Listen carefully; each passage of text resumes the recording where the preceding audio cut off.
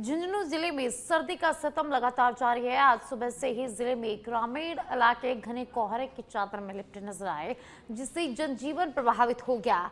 शीतलहर के चलते गलन और ठिठुरन यहां पर बनी हुई है। सुबह के समय खेतों में फसलों पर ओस की बूंदें जमाई दिखी दी और जिससे किसानों की चिंता यहां पर बढ़ गई है। घने कोहरे के कारण सड़क यातायात बुरी तरह प्रभावित हो रहा है और विजिबिलिटी कम होने से वाहन चालकों को दिन में भी हेडलाइट जलाकर धीमी गति में सफर करना पड़ रहा है। वहीं वाहनों की रफ्तार पर भी यहां ब्रेक लग गया है। मौसम विभाग ने झुंझुनू जिले के लिए ऑरेंज अलर्ट जारी किया है। विभाग के अनुसार जिले में घना कोहरा छाए रहने के साथ तेज शीतलहर चलने की संभावना है, जिससे आगामी दिनों में ठंड का असर और बढ़ सकता है। ठंड से बचाव के लिए लोग अलाव का सहारा ले रहे हैं, जबकि शीतलहर के कारण सामान्य जनजीवन अस्त व्यस्त हो गया है।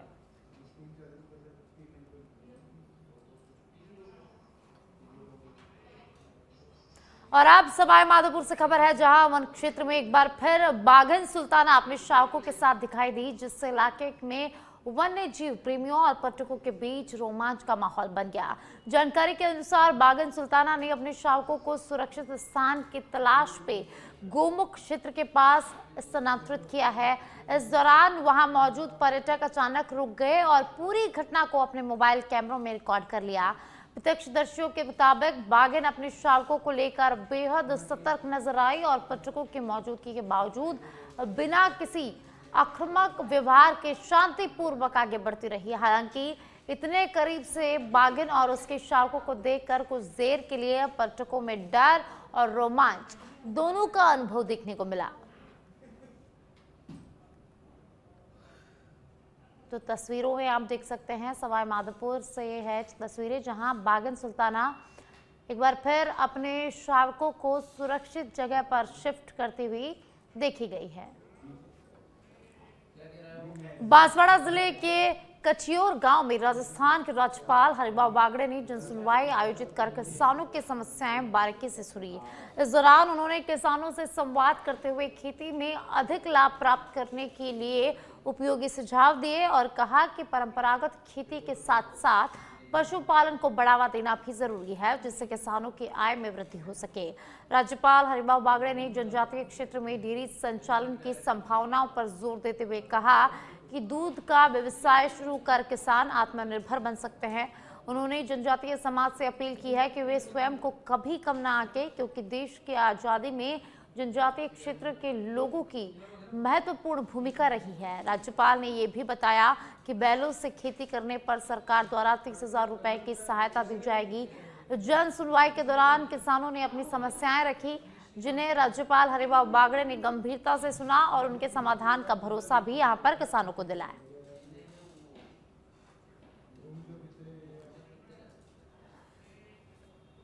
और अब झुंझुनू से खबर है, जहां टबकोर गांव में चोरों ने 10 सूने मकानों को निशाना बनाते हुए लाखों रुपए के जेवरात और नकदी पर हाथ साफ कर लिया है।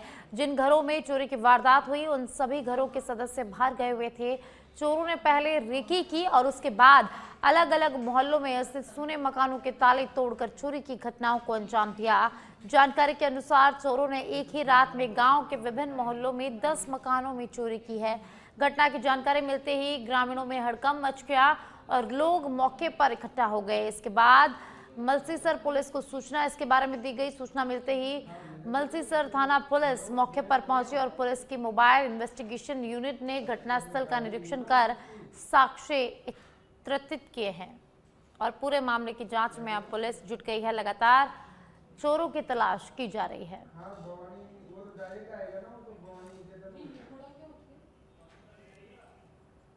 और अब कोटा के सांगोद से खबर है, जहां सुबह के समय पिछले 4 दिन लगातार कोहरे के चलते लोगों की दिनचर्या बदली नजर आ रही है। विजिबिलिटी काफी कम होने के कारण वाहन चालक वाहनों को धीमी गति से चलाते यहां पर नजर आए हैं।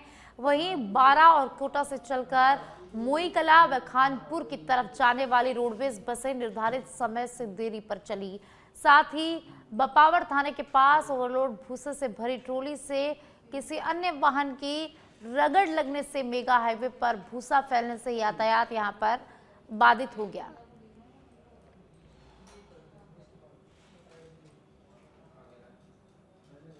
कोटा के सांगोद से खबर है, जहां पिछले कई दिनों से कोहरे का जो सिलसिला है वो जारी है और इससे विजिबिलिटी काफी कम हो गई, जिससे लोगों को भारी परेशानी का सामना यहां पर करना पड़ रहा है। बांसवाड़ा जिले के कठियोर गांव में राजस्थान के राज्यपाल हरिभाऊ बागड़े ने जन सुनवाई आयोजित कर किसानों की समस्याएं बारीकी से सुनी।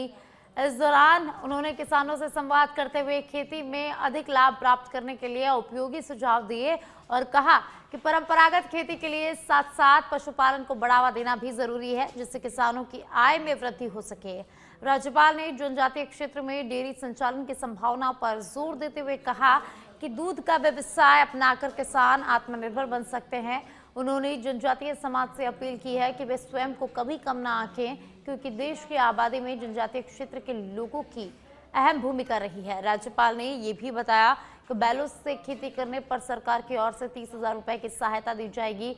जन सुनवाई के दौरान किसानों ने अपनी समस्याएं रखी, जिन्हें राज्यपाल ने गंभीरता से सुना और उनके समाधान का भरोसा भी यहाँ पर दिलाया है। इसके बाद राज्यपाल ने सरकारी स्कूल पहुंचकर छात्र छात्राओं के साथ भोजन किया, बच्चों को गणित के आसान टिप्स यहाँ पर दिए, उनसे पहाड़े बुलवाए और पढ़ लिख कर क्या बनना चाहते हैं इस पर भी बातचीत की।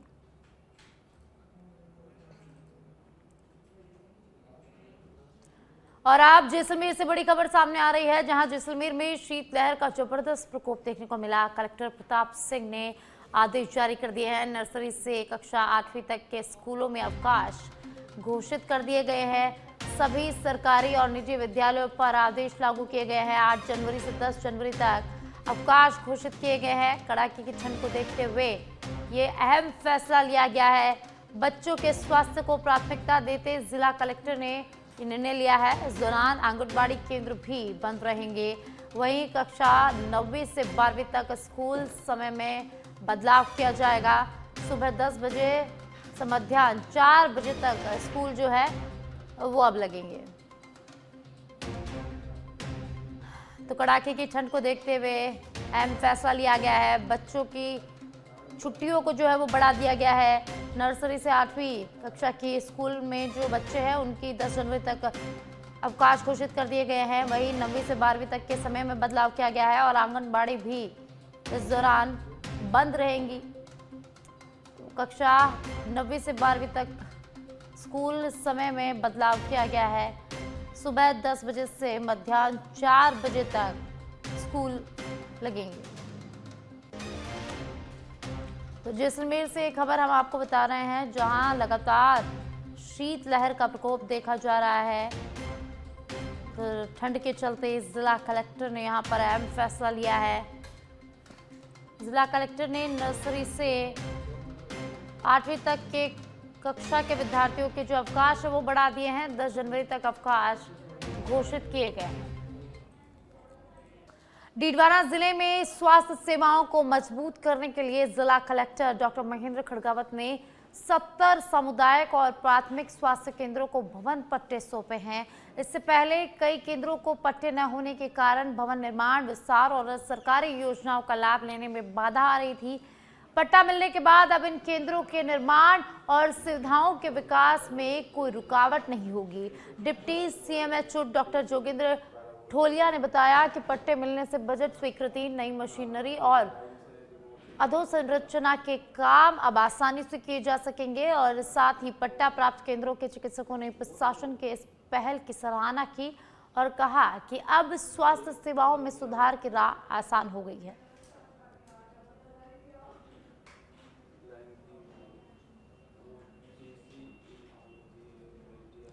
तो डीडवाना से खबर है, जहां केंद्रों निर्माण सुविधाओं के विकास के लिए जिला कलेक्टर ने 70 स्वास्थ्य केंद्रों को पट्टे सौंपे हैं। ग्रामीण क्षेत्रों में बेहतर स्वास्थ्य सेवाओं की राह पर एक कदम उठाया गया है।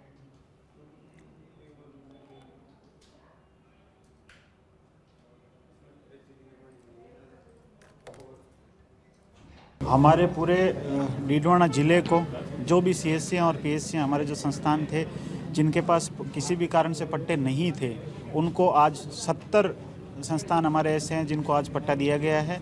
और इस पट्टे देने के बाद जो भी छोटी मोटी भामाशाहों से जो हेल्प हो सकती है और कोई निर्माण कार्य करवाना हो, उनमें जो दिक्कतें आ रही थी वो अब नहीं आएगी और हम ये आशा करते हैं कि जल्द से जल्द उन कामों को पूरा किया जाएगा और स्वास्थ्य सेवाओं में और बहुत सारी उपलब्धियां हासिल की जाएगी। शिमला में बात यह है कि हमारे जितने भी गवर्नमेंट ऑफिसेज हैं, जैसे हमने राज्य के स्कूलों को 1000 से ज़्यादा स्कूलों को पट्टे दिए, तो पट्टे मिलने से वो किसी भी सरकारी योजना का, चाहे वो केंद्र सरकार की हो, राज्य सरकार की हो, उसका लाभ ले सकते हैं। इसके अलावा अगर कोई भामाशाह उसके ऊपर पैसा भी लगाना चाहे तो उसके लिए पट्टा होना ज़रूरी है। अतिक्रमण की समस्या से भी मुक्ति मिल जाएगी और खुद का अपना स्कूल होगा, खुद की ज़मीन होगी। ज़िले में 70 से ज़्यादा चिकित्सा संस्थाओं जो वर्षों से संचालित हो रही है, उनके पास खुद के पट्टे नहीं हैं। तो हमने आज 70 से ज़्यादा अपनी CSC, PSC, उप जिला स्वास्थ्य केंद्र जितने भी हैं, जिनके पास पट्टे नहीं थे, उनको बुलाया और आज एक ही दिन में उनको पट्टे जारी किए। इसका मकसद इतना ही है कि हमारी स्वास्थ्य सेवाएं मजबूत हो, और मजबूत वो तब होगी जब हमारे पास अपने जो स्वास्थ्य भवन है उनका मालिकाना हक हमारे पास होगा। अगर हमारे पास होगा तो उसका वो किसी भी योजना का हिस्सा या उसका लाभ ले सकते हैं, किसी भी योजना का हिस्सा बन सकते हैं। उसके लिए सबसे ज़रूरी चीज़ पट्टा है। आज इनको पट्टे जारी किए गए हैं। इसकी जो उपयोगिता है या इसका जो लाभ है या इसका जो संदेश है, वो आने वाले समय में निश्चित रूप से बहुत प्रभावी तरीके से देखने को मिलेगा। राज्य सरकार की स्पष्ट मंशा है कि स्वास्थ्य सेवाएं बहुत मजबूत होनी चाहिए, बहुत पारदर्शी होनी चाहिए, आम आदमी को उसका लाभ। जी, मैं डॉक्टर चेनाराम मोला है। मैं CSC धनकोली मोलासर ब्लॉक के अंदर डीडवाना कुचामन डिस्ट्रिक्ट के अंदर है। बहुत दिनों से ये समस्या आ रही थी कि हमारे चिकित्सालयों के पट्टा नहीं होने के कारण बहुत सारी जो योजनाएं हैं उनका लाभ नहीं मिल रहा था। तो आज हमारे कलेक्टर साहब ने हमको बुलाया है और मेरे को पट्टा दिया गया है। तो इससे हमारी जितनी भी सेंटर की और जो स्टेट गवर्नमेंट की जो योजनाएं हैं, फ्लैगशिप योजनाएं हैं, उनके अंदर बहुत सारे में जो पट्टा मांगते हैं उससे हमारी योजनाओं का सुचारू रूप से हम संचालन कर पाएंगे उससे। तो ये एक बहुत ही बढ़िया कदम है जिससे कि कलेक्टर साहब के द्वारा जो अपने स्टेप लिया गया है, बहुत ही अच्छा प्रशंसनीय कदम है। और आप दौसा से खबर है, जहां दौसा जिला के अस्पताल के महिला सर्जिकल वार्ड में उस समय हड़कंप मच गया जब वार्ड के टॉयलेट में एक अनजान व्यक्ति का शव गमछे से फंदे पर झूलता हुआ मिला। बताया जा रहा है कि व्यक्ति ने टॉयलेट के सेक्शन विंडो पर गमछा बांधकर फांसी लगाई। घटना की जानकारी नल टूटने और पानी गिरने की आवाज से पता लगी। वहीं मौके पर पहुंचे अस्पताल कर्मियों ने तुरंत अस्पताल चौकी पर तैनात कांस्टेबल और कोतवाली थाना पुलिस को हादसे के बारे में सूचना दी। सूचना मिलते ही पुलिस मौके पर पहुंची और पूरे घटनाक्रम की वीडियोग्राफी कर शव को मोर्चरी में भिजवाया गया। पुलिस के अनुसार मृतक की अभी तक पहचान नहीं हो पाई है। वहीं शुरुआती जांच में ये भी सामने आया है कि मृतक न तो किसी मरीज का अटेंडेंट था और न ही अस्पताल से संबंधित कोई व्यक्ति। ऐसे में महिला सर्जिकल वार्ड के टॉयलेट में उसका आना जांच का विषय बना हुआ है।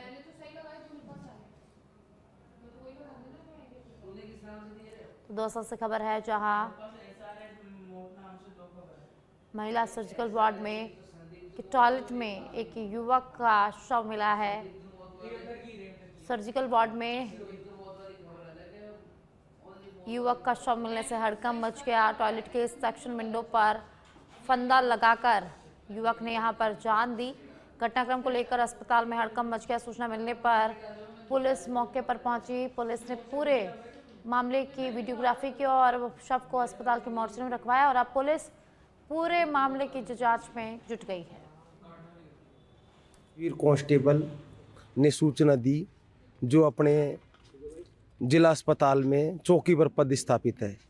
उसने बताया कि सर्जिकल वार्ड में महिला शौचालय में एक व्यक्ति ने फांसी लगा ली है, जिस पर रवाना होकर मौके पे पहुंचे, जिसको वीडियोग्राफी कराई जाकर उतराया गया, जिसकी पहचान के प्रयास किए जा रहे हैं। कहाँ पे लगाई थी, किस तरह से फांसी लगाई थी, क्या गले में रुमाल था, तुम्हें क्या है? ये अपने जो स्वापी होती है, रुमाल होता है वाइट कलर का, उसको लगा के और ये सेक्शन के झूला था। नाम बताओ आपका? केशव SC। मुझे तो सुबह जो सर्जिकल वार्ड के जो इंचार्ज हैं दिनेश बैरवा जी, जो नर्सिंग के प्रभारी हैं वहाँ के वार्ड के, उन्होंने फ़ोन पे बताया कि ऐसे एक अनजान व्यक्ति जिसके पास में एक बैग है और वो फीमेल टॉयलेट के अंदर अपने रुमाल से फंदा लटका के और फंदा लगा के लटका हुआ उनको उन्होंने मिला। और वो उधर नल टूटी चल रहा था, कोई टूटी टूट गई तो उसकी आवाज़ सुन करके वो गया तो उसने देखा कि वहाँ एक आदमी लटका हुआ था।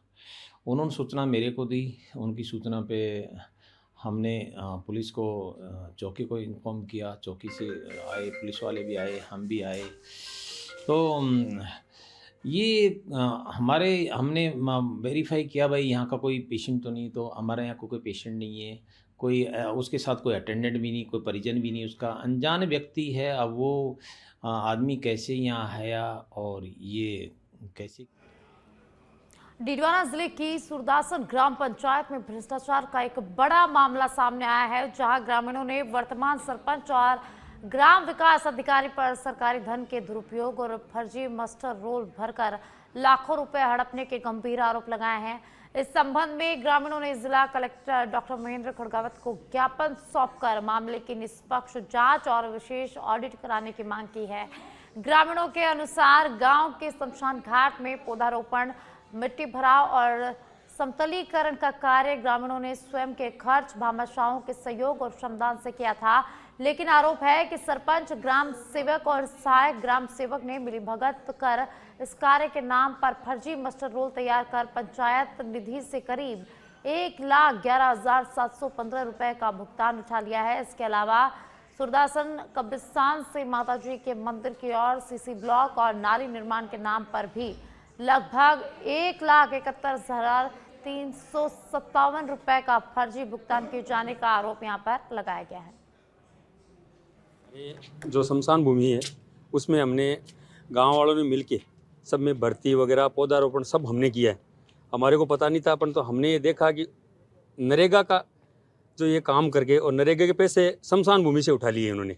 काम ग्रामीणों को कराया हुआ है, परंतु उसने शमशान भूमि के मेस्ट्रोल भर के चला के उसमें 1,71,000 कुछ रुपए का इन्होंने गफला कर दिया और ये पैसे इन्होंने उठा लिए।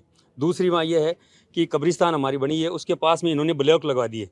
कागजों में ब्लॉक लग के पैसे उठ गए, परंतु वहाँ तक अभी तक वहाँ ब्लॉक नहीं है। हमारे पास शमशान भूमि सबकी फ़ोटो वगैरह सब हमारे पौधे लगाए थे ग्रामीणों ने, उनकी फ़ोटो वगैरह सब पड़े हमारे पास, परंतु इन्होंने दाव पे लगा के। और जिन्होंने से खबर है, जिले के छापोली कस्बे में बस स्टैंड के पास देर रात सीमेंट से भरा एक ट्रोला घुमावदार मोड़ पर अनियंत्रित होकर पलट गया था।